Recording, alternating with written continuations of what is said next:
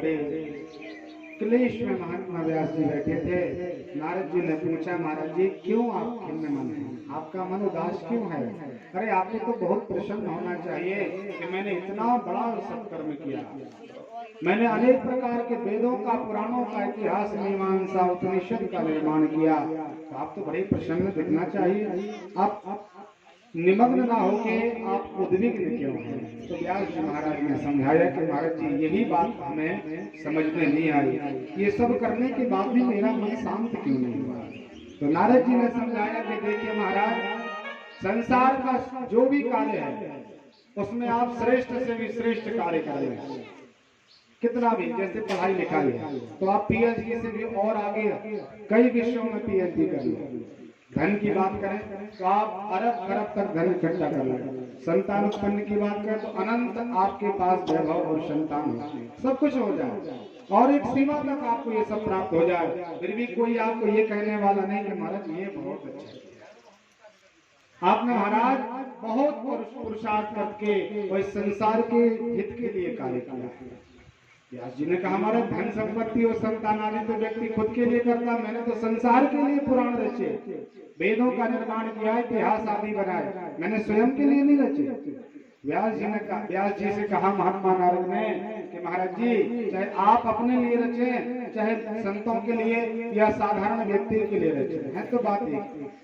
आप विशुद्ध परमात्मा का गायन कीजिए, आप भगवान के गीत को गाइए, आप परमात्मा का नाम लीजिए, कितना भी आप दान पुण्य तपस्या तीर्थ आदि कर लें, उसमें यदि परमात्मा की कृपा आपने नहीं जोड़ी, भगवान से प्रेम आपने नहीं किया, तो महाराज मिले ही न रघुपति बिन अनुरागा, किए योग तप ज्ञान विरागा, कुछ भी कर लीजिए। तो कहा क्या करें अब?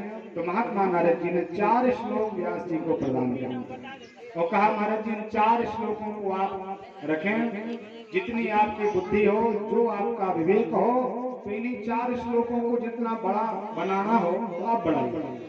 महात्मा नारद जी ने 34 श्लोक की भागवत व्यास जी को प्रदान की और व्यास जी महाराज ने उन 4 श्लोकों को लेकर के 18,000 श्लोक रच दिए। सुंदर भागवत जी का निर्माण हो गया। महात्मा व्यास जी अब बिल्कुल नितांत शांत हो गए। भागवत जी का जब इन्होंने निर्माण किया तो व्यास जी के जीवन में कोई न्यूनता नहीं रही, अशेष पूरा हो गया।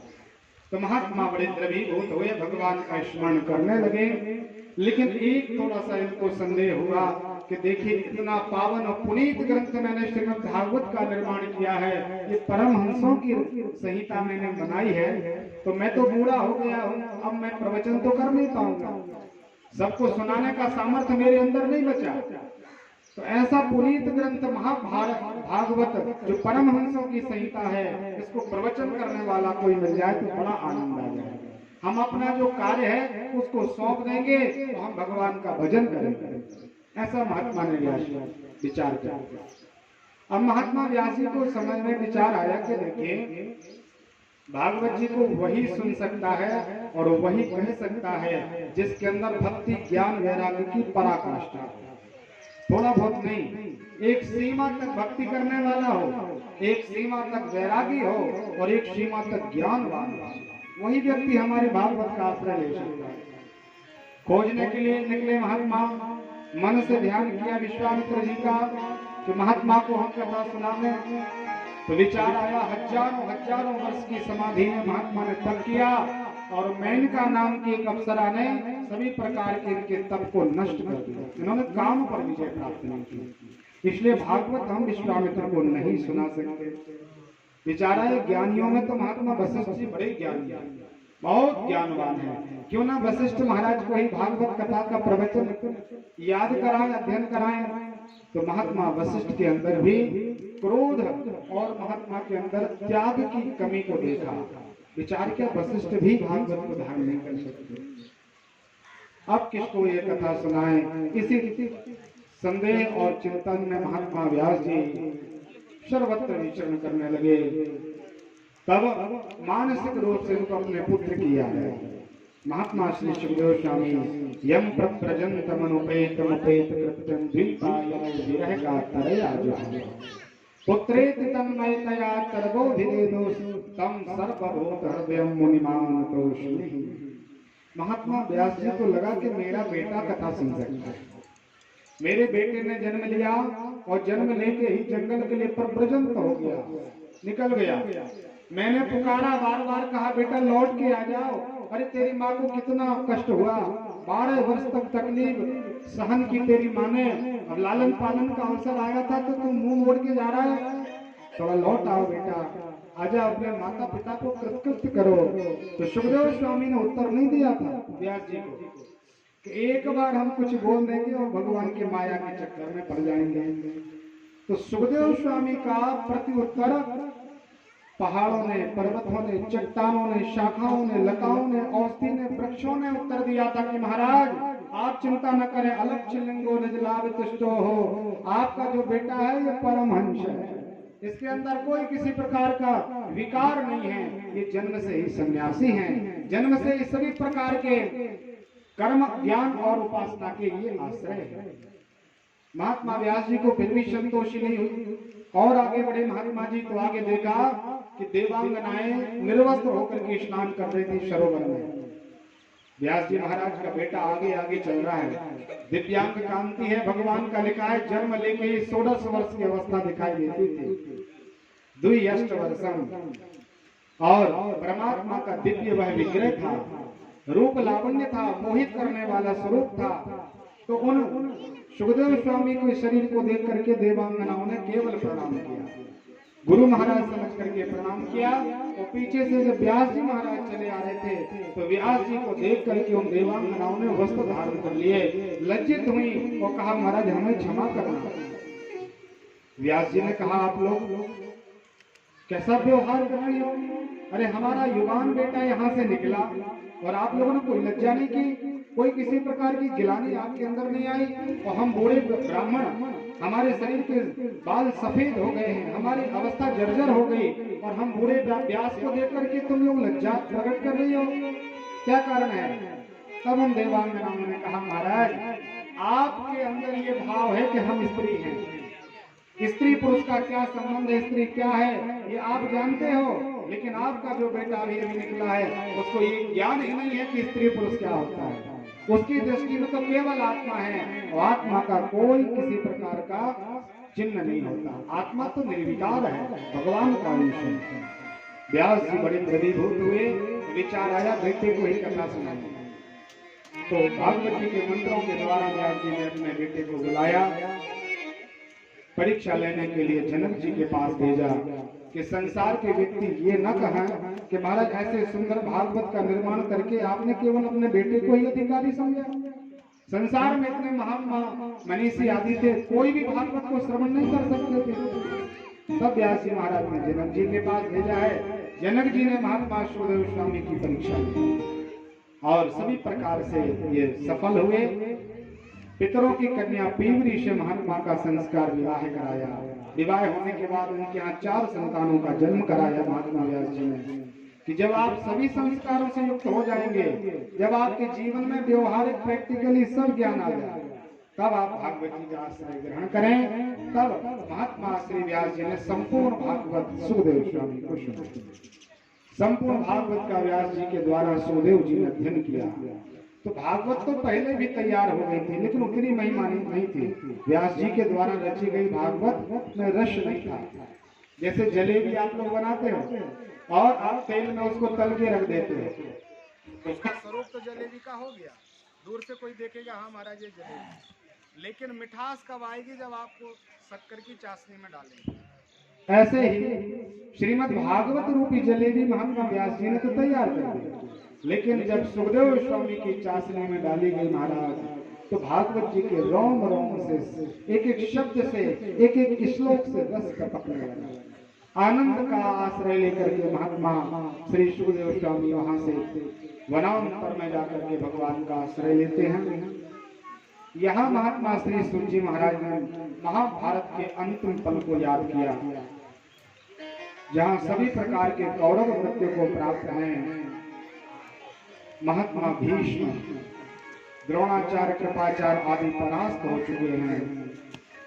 केवल उस समय अश्वस्थामा और रणांगण में डला हुआ दुर्योधन विलाप कर रहा था, खून से लथपथ शरीर था उसका, बड़ी वेदना में था। तो गुरुपुत्र अश्वत्थामा आया और कहा, महाराज जी आप इतने तकलीफ हैं, इतना कष्ट में आप डले हैं, हमारे मित्र हैं, हमसे देखा नहीं जाता।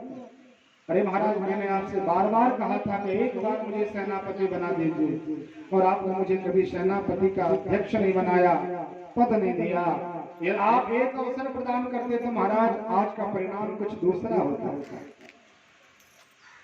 दुर्योधन को लगा कि देखिए इसके मन की बात क्यों रह जाए, तो अपने इस शरीर का रक्त निकाला और उसी खून से उसके सिर में टीका लगा दिया, तिलक लगा दिया। कहा, महाराज जाइए, आज से आप मेरी शेष सेना के अध्यक्ष हैं, क्या करोगे?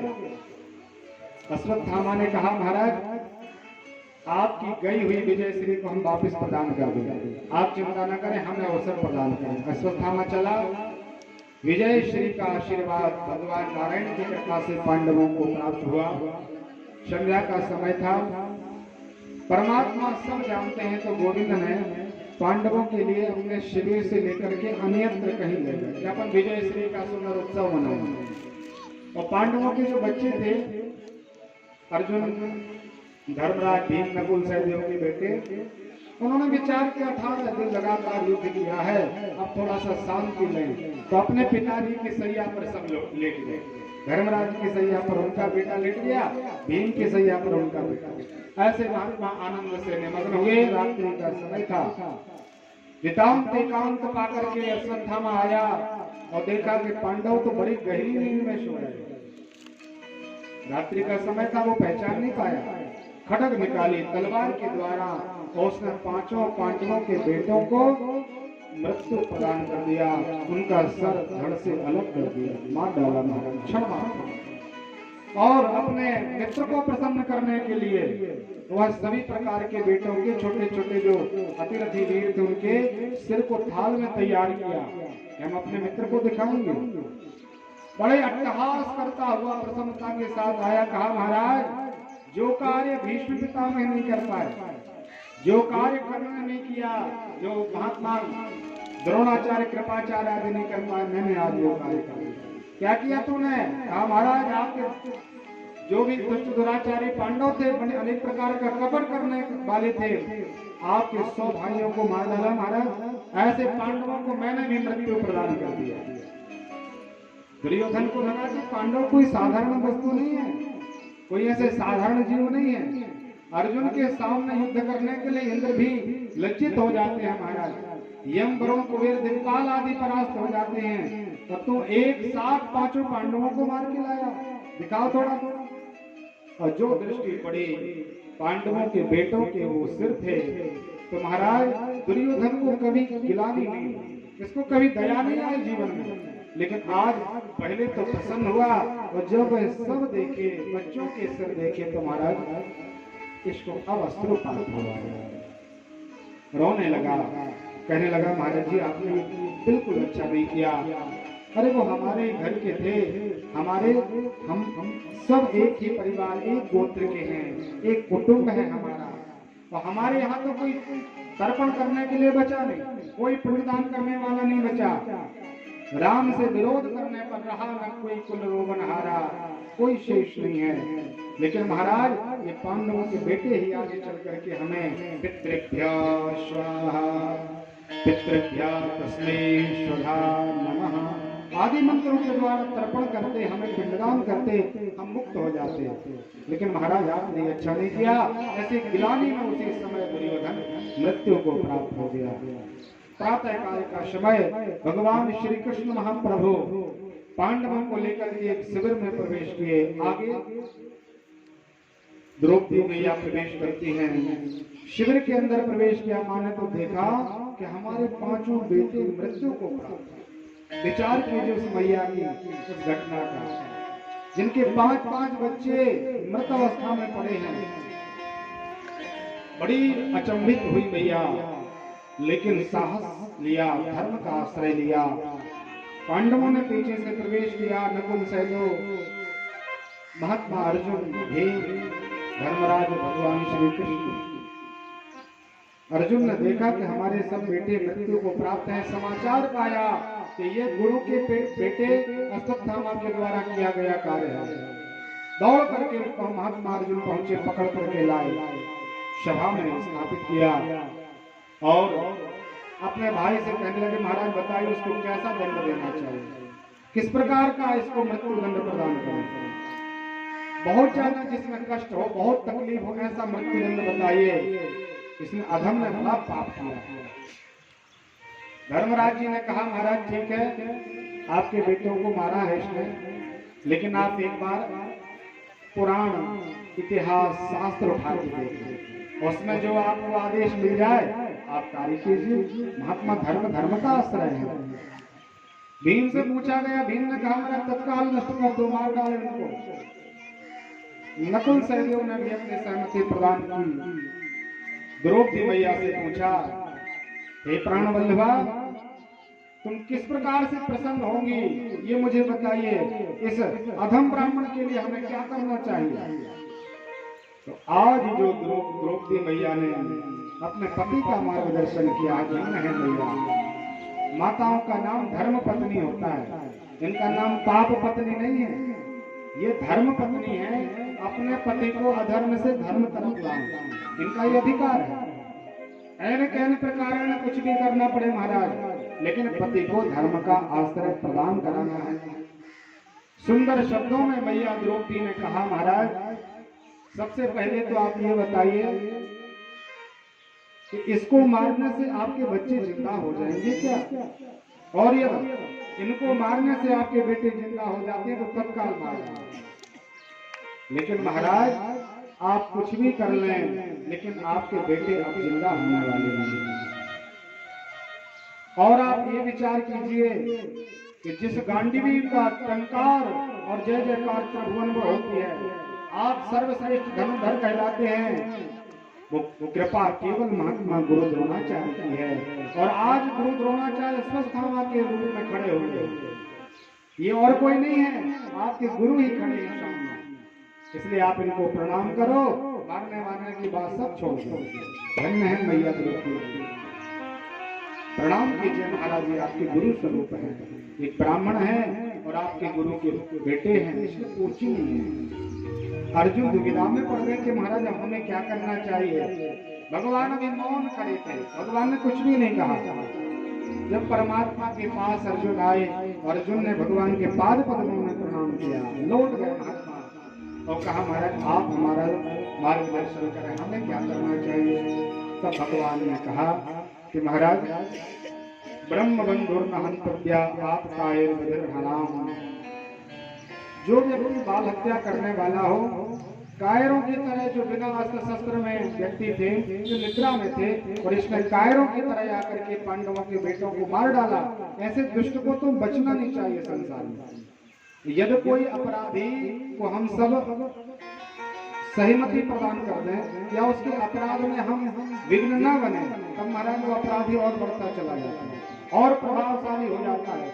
इसलिए हमारा कर्तव्य है कि हम अपराधी को उसी समय नष्ट कर दें, इसलिए आपको उसको मार डालना चाहिए।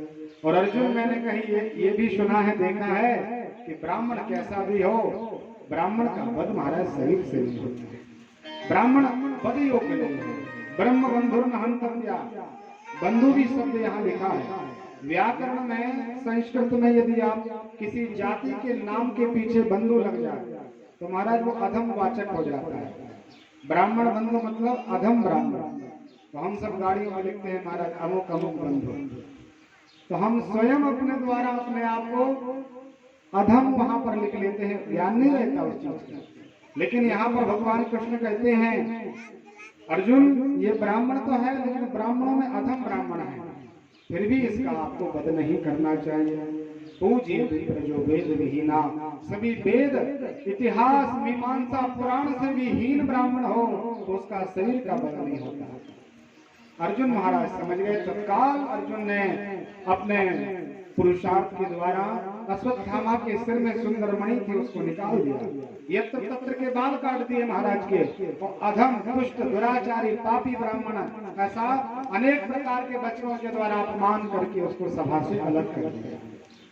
भगवान ने संकेत दिया था माता पिता गुरु ब्राह्मण आपसे जो पूजनीय बड़े भाई आते हैं उनके शरीर का बद नहीं होता।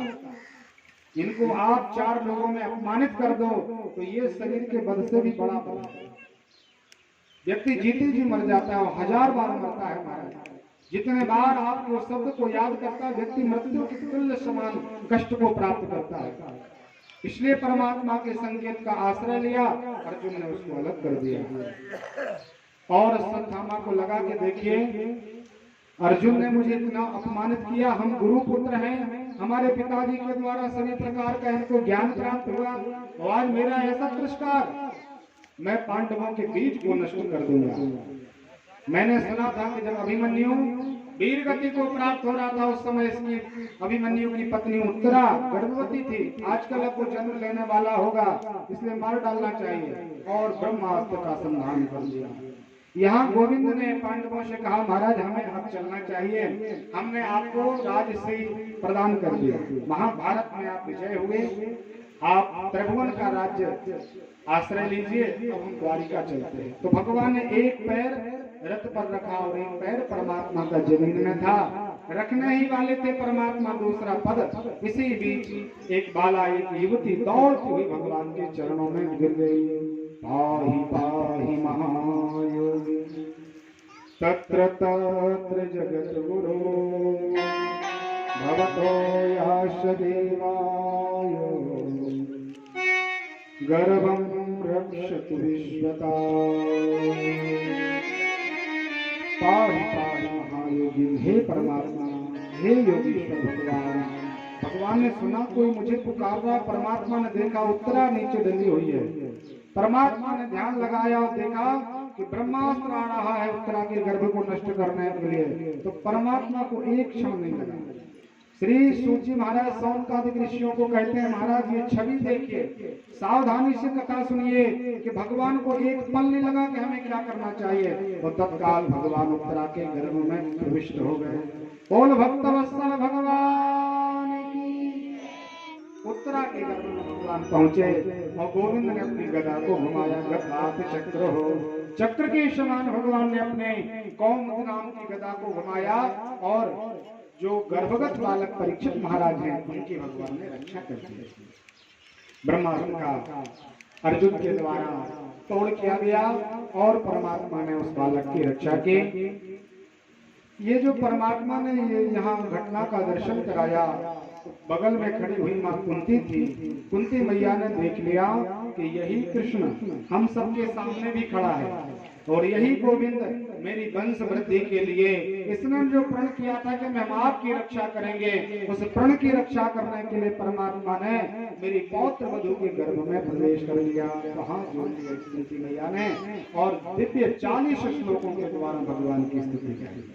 हे प्रभु, हे नारायण, हे योगीश्वर, हे जगत गुरु, हम आपके शरण में हैं, हमारी रक्षा कीजिए। प्रभु ने कहा, मैया मांगो क्या चाहती हो, इतनी स्तुति क्यों गा रही हो? व्यक्ति भजन पूजन करता है कुछ मांगने के लिए, आज मांगिए क्या चाहिए आपको। कुंती मैया ने विचार किया, बड़ा सुंदर अवसर है गोविंद से लेने के लिए, मांगो क्या चाहते हो। मैया ने कहा, हमारे देंगे। परमात्मा ने कहा, बुआ जी आप जो मांगोगी सो प्रदान करेंगे। यदि बैकुंठ भी आप मांग लेंगे तो हम आपको बैकुंठ भी प्रदान कर देंगे, मांगिए क्या चाहते हो। कुंती मैया ने विचार किया कि अखिल कोटि ब्रह्मांड नायक योग योगेश्वर भगवान कृष्ण हैं, तो चरणों में प्रणतिपात करते हुए अपने साड़ी के पल्लू को आगे किया, नेत्र से अश्रुपात हो रहा है मैया का, और भगवान से कहा, महाराज विपदा संतु नासस्वत् तत्र तत्र जगत गुरु भवतो दर्शनस्यात् पुनर्भव दर्शनम्। हे योगेश्वर भगवान श्री कृष्ण, यदि आप मुझे कुछ प्रदान करना चाहते हैं तो आप हमें विपत्ति प्रदान करें, और ऐसी विपत्ति चाहिए महाराज एक कष्ट हमारा पूरा ना हो उससे पहले दूसरा कष्ट आ जाए। कष्ट की पूर्णावती नहीं होना चाहिए जीवन में, अनेक प्रकार की विपत्ति हमारे जीवन में हो महाराज। भगवान हंसने लगे, कहने लगे, मैया आपने मुझसे मांगा और क्या मांगा? अरे जीवन में आप बताइए, आपको कभी कुछ सुख मिला क्या? आपका जन्म हुआ महात्मा सूरसेन के यहाँ, नाम पड़ा आपका प्रथा। आप 5 बहनें थी, 10 भाई थे, वसुदेव आदि। परमात्मा समझाते हैं, आप अपने पिताजी के आंगन में खेल रही थी, उसी समय एक भोज नाम का राजा आया, और कुंती भोज राजा आया तो देखा कि महात्मा का तो बड़ा सुंदर आश्रम है, 15 संतानें खेल रही हैं। गिलानी हुई थोड़ी सी कि मेरे पास एक भी संतान नहीं। तो वसुदेव जी ने कहा, महाराज जो आपको चाहिए सो ले लो, इन 15 में से जो भी अच्छा लगे। तो प्रथा नाम की जो बेटी थी कुंती, उसको कुंती भोज नाम के राजा ने ले लिया, इसलिए प्रथा मैया का नाम कुंती हो गया। आपका लालन पालन दूसरों के घर में हुआ, पूरा जीवन आपका असुविधाओं में निकला। एक बार महात्मा दुर्वासा ऋषि चतुर्मास करने के लिए आपके घर आए, तो आपने मनसा कर्मणा वाचा, मन वचन कर्म से महात्मा दुर्वासा ऋषि की सेवा की। प्रसन्न हुए महात्मा, उन्होंने आशीर्वाद दिया, आप वरदान मांगो। तो देवताओं को बुलाने का मंत्र प्रदान कर कुंती मैया कुंती ने विचार किया कि चलो परीक्षा करें गुरु जी के मंत्र की, और भुवन भास्कर भगवान सूर्य तरफ दृष्टिपात किया, वह मंत्र गाया तो भगवान रथ सहित उतर आए। भगवान सूर्य देव, सूर्य जी ने कहा, महाराज आपने मैया पुकारा है मुझे, तब मैं आपके यहाँ आया हूँ, आदेश करिए। माँ ने कहा, महाराज क्षमा करें, मैंने तो गुरु जी के मंत्र की परीक्षा ली, आप चले जाइए। सूर्य भगवान ने कहा, आप चिंता न करें, आप अविवाहित हैं, अभी विवाह नहीं हुआ, और आपका शरीर कभी अपवित्र नहीं होगा, आप पंचकन्याओं में प्रणन में रहोगे, आपका शरीर दूषित नहीं होगा। और महात्मा सूर्य ने अपना तेज कुंती मैया को प्रदान कर दिया। उस तेज से अविवाहित कुंती के यहाँ एक बेटे का जन्म हुआ, जिनका नाम कर्ण हुआ। तो भगवान कहते हैं कि देखो कितना आपने दुख सहा, उस अपने प्रथम संतान की ममता का भी त्याग कर दिया। विवाह हुआ महात्मा पांडु के साथ। पांडु महाराज बड़े धरोधर थे, चक्रवर्ती सम्राट हुए महात्मा पांडु। एक बार विहार करने के लिए महात्मा वन में पहुंचे, दोनों पत्नियों के साथ विहार करते थे, कुंती और माद्री के साथ। एक महात्मा कंदम नाम के ऋषि एक बार किसी पशु पक्षी का मैथुन धर्म देखा, तो महात्मा को लगा मुझे भी करना चाहिए, तो मृग और मृगी का रूप बनाया महात्मा किंदम ने। उसी समय पांडु महाराज आखेट खेलने के लिए पहुंचे थे, तो वो नहीं समझ पाए कि ये महात्मा है, और उन्होंने मृग समझ करके बाण चला दिया। महात्मा किंदम के शरीर में वह बाण लगा, उनका वह मृग शरीर तो छूट गया और संत शरीर में प्रकट हुए। महात्मा किंदम का विग्रह देखा तो पांडु ने दंडवत प्रणाम किया, लेकिन ऋषि को बड़ा क्लेश था, उनकी आत्म संतुष्टि नहीं हुई थी, इसलिए महात्मा ने श्राप दे दिया, हे पांडु, संसार में तेरी कीर्ति दिगंतर तक फैली है, लेकिन तूने मेरी क्रिया के बीच में ही मेरा प्रियतमा से वियोग करा दिया, इसलिए मैं तुझे श्राप देता हूँ। जब भी तू किसी स्त्री का शरीर काम भाव से स्पर्श करेगा, तत्काल तू भी मृत्यु को प्राप्त होगा। महात्मा को ऐसा श्राप हो गया। भगवान नारायण का ही इसमें कुछ कौतुक। महात्मा हर समय याद में रहते थे कि मुझे किसी स्त्री का स्पर्श नहीं करना। एक बार भगवान की लीला से भूल गए और मातृ मैया का इन्होंने काम भाव से स्पर्श कर लिया। तत्काल महात्मा पांडु मृत्यु को प्राप्त हुए। मातृ ने विचार किया कि मेरे इस अधम शरीर को छू करके मेरा सौभाग्य नष्ट हो गया, मेरे पति मृत्यु को प्राप्त हो गए, मुझे ये शरीर धारण नहीं करना चाहिए। तत्काल पांडु के साथ वो मातृ मैया सती हो गई। नकुल सहदेव 2 बेटे उन्होंने कुंती के हाथ सौंप दिए। कहा, मैया उस समय से तूने विधवत ग्रहण किया, जीवन पूरा इसी समय कष्ट में वियोग में निकाला। आपके बेटों का कितना अपराध कौरवों ने किया। एक बार आपके कुलवधू द्रौपदी के वस्त्र हरण किए गए, आपके बेटों को परास्त किया, 12 वर्ष का वनवास, 1 वर्ष का अज्ञातवास हुआ।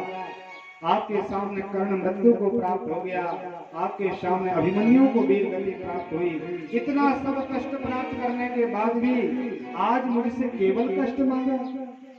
अब तो आप राजमाता बनी थी, थोड़ा कुछ सुख मांगती, आश्रय मांगती, कोई धन वृद्धि आदि मांगती। मैया ने कहा, महाराज ये विपत्ति नहीं, ये बहुत बड़ी संपत्ति है। मैया समझाती है परमात्मा को कि प्रभु विपदा नैव विपदश्च संपत्ति नात्र संपदाः विष्णु विस्मरणम विपदा संपत् नारायण स्मृति। संसार में यदि कोई विपत्ति है तो वो परमात्मा को भूलना है, सबसे बड़ा कष्ट है। सबसे बड़ा यदि अपने को भाग्य है तो वो ये है कि आप भगवान को भूल गए। यदि परमात्मा का आप ध्यान करते हैं, भगवान के आश्रय में हैं, भगवान का नाम लेते हैं, तुम्हारा इससे बड़ी संपत्ति संसार में कुछ नहीं। कबीर बाबा कहते हैं ऐसे सुख पर सिर पड़े जो हरि दर्शन से जाए, वो बलहारी बा दुख की जो पल पल नाम है। धन्य है महाराज वो दुख जो पल पल बाद भगवान नारायण का स्मरण कराता है, बार बार भगवान को याद कराता है। तो ये अपने जीवन में भी होता है, व्यवहार में देख लेना। जीवन में सब प्रकार की सुख संपत्ति भगवान की कृपा से प्राप्त हो जाए तो हमारा लगता है पूजन अब कल कर लें, अब पूजन फिर देख लेंगे, और करते करते पूजन माला आदि को टालते जाते हैं, भोग विलास का रमण करने लग जाते हैं। करते करते जब बहुत बड़ी कोई विपत्ति आती है तब भगवान नारायण का आश्रय होता है, फिर भगवान को याद करके महाराज कृपा कीजिए। पंडित जी लोगों के पास जाते, कुंडली दिखाते हैं, यज्ञ अनुष्ठान आदि कराते हैं, फिर परमात्मा को भजते हैं। अरे महाराज विद्वत्ता तो ये है कि आपको वो अवसर ना हाथ लगे, पहले से ही भगवान का भजन करिए, हर समय गोविंद की याद में रहिए, आपको वो अवसर नहीं मिलेगा। कुंती मैया को भगवान ने आशीर्वाद प्रदान किया, अब परमात्मा श्री कृष्ण प्रभु को भीष्म भगवान किया है। महात्मा भीष्म, महाभागवत भीष्म, शांतनु पुत्र महात्मा भीष्म, गंगा पुत्र भीष्म को याद किया भगवान नारायण ने। विचार करें, संसार के व्यक्ति परमात्मा को याद करते हैं, आज एक भक्त को भगवान ने याद किया, और सभी पांडवों को लेकर के भगवान नारायण भीष्म के दर्शन के लिए चले। भीष्म को मन में याद आया कि स्मरण आया कि भगवान नारायण आ रहे हैं, शरीर द्रवीभूत हो गया, गदगद हो गया शरीर। विचार आया कि देखिए कोई व्यक्ति मंदिर पूजा करने के लिए जाता है तो थोड़ा सा जल ले जाता है, चंदन कुमकुम पुष्प आदि ले जाता है, तो हमारे यहाँ साक्षात श्री हरि नारायण भगवान आ रहे हैं, इनके पूजन के लिए हमारे पास कोई सामग्री नहीं है। आज मैं ऐसा समर्थवान नहीं, अतिरथी वीर होने के बाद भी समय की बलवती देखिए, समय का प्रभाव देखिए।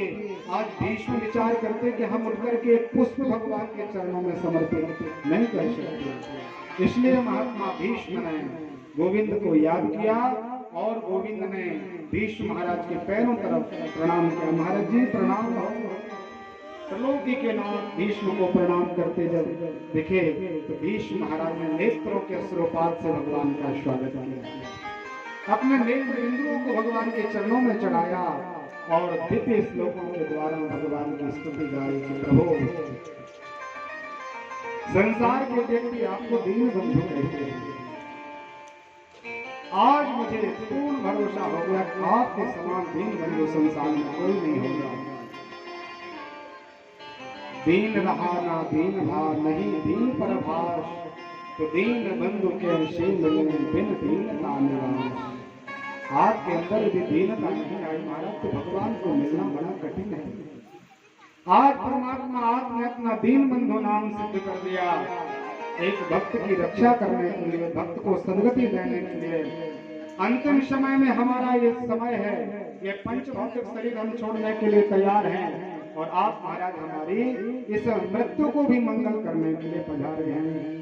इसलिए महाराज ऐसी कृपा करना कि जो है जैसे आज हम मर रहे हैं और आप हमारे सामने खड़े हैं, ऐसे जब भी हमारी मृत्यु हो, किसी भी योनि में हमारा जन्म हो जाए, हमें इस बात की कोई चिंता नहीं, लेकिन जब पंच भौतिक शरीर त्यागने का समय आए तो महाराज इसी समय हमारे सामने जैसे आप खड़े हैं ऐसे ही इसी दर्शन देने के लिए आते रहें। यही भगवान आपसे हमारी दिव्य कृपा और दिव्य हमारा ये आप आशीर्वाद वरदान या हमारी प्रार्थना समझिए।